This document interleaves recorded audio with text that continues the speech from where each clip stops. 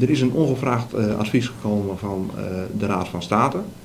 Daar zitten een aantal elementen daarin, die dus ook rechtsstatelijk zijn. Nou, daar worden van alle betrokken 4 koninkrijkslanden daar nu een reactie op geschreven. Dan wordt vervolgens gekeken van hoe die landen dat allemaal zelf zien. En daar wordt verder over gesproken. Nou, en dat is natuurlijk uiteindelijk de bedoeling om dat op basis van dat ongevraagd advies van die Raad van State, om daar een goed gezamenlijk resultaat van te maken.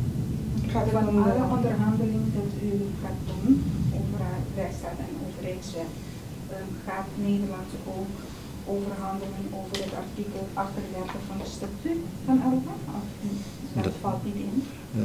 Ik weet zo even niet uit mijn...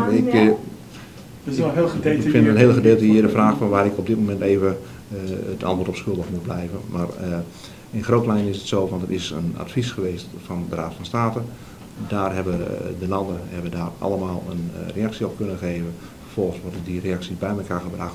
Daar wordt over vergaderd en dan wordt gekeken van hoe we daar iets gezamenlijks van kunnen maken. Van State heeft een 4-tal punten heeft hij aangegeven. Vervolgens zijn de landen gevraagd om daar een reactie op te schrijven. Die reactie wordt gewoon door elk land individueel daar geschreven van hoe zij daar met dit advies om denken te gaan. Vervolgens komt er een bijeenkomst waarbij deze 4 zienswijzen bij elkaar gelegd worden. En dan wordt er gekeken van hoe wij in gezamenlijkheid vorm kunnen geven aan dat advies van de Raad van State. Kijk, een van de zaken die ik in het begin ook al heb gezegd, van we moeten niet proberen overal een eenheidsworst van te maken, want we hebben onze verschillen en die verschillen moeten we soms ook omarmen.